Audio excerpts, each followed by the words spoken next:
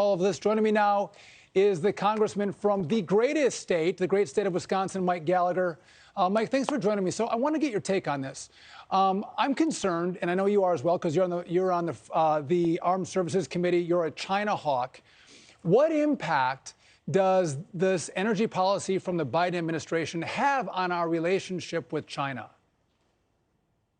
Well, President Biden's energy strategy is a geopolitical gift to America's enemies, foremost among them China. It's as if Xi Jinping himself designed a strategy to undermine domestic production in America and undermine American energy independence, and to add insult to injury. And the injury is that a lot of the reserve release is going to be bought by China at a discounted rate.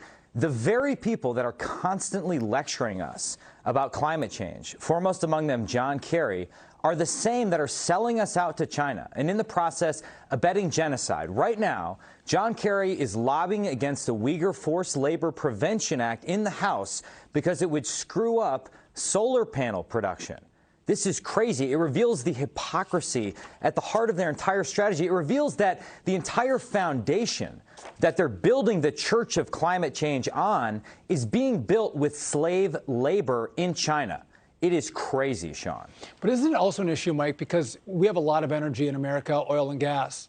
If we go green and we're all electric and battery run, we're not making those batteries and solar panels in America. They're made in China, right?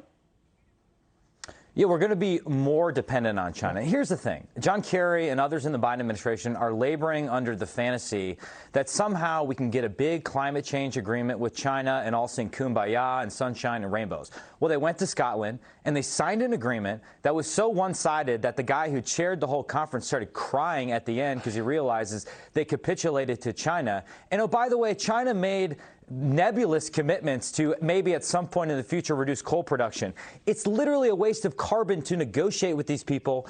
China is not interested in climate change. They're interested in undermining American leadership, and we're giving them a massive assist by unilaterally disarming, as the Biden administration is doing with this misguided energy strategy. So, Mike, I want your take on this, because it seems like if you're OPEC, right, you can pump more oil, put it on the market, and make a lot more money. Prices are high. But OPEC has said, listen, we are not going to produce more oil. We're going to keep prices high. We're not going to answer the call of Joe Biden to pump more. Why is that?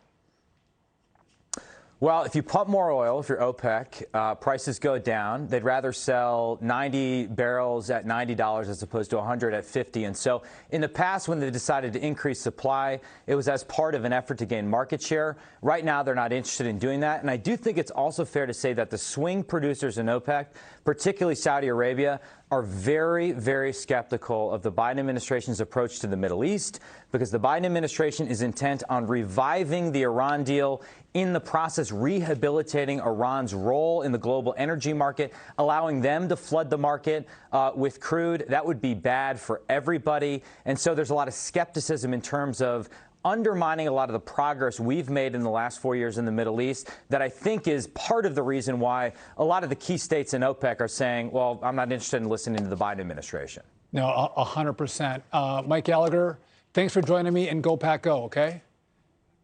Go Pack Go. All right.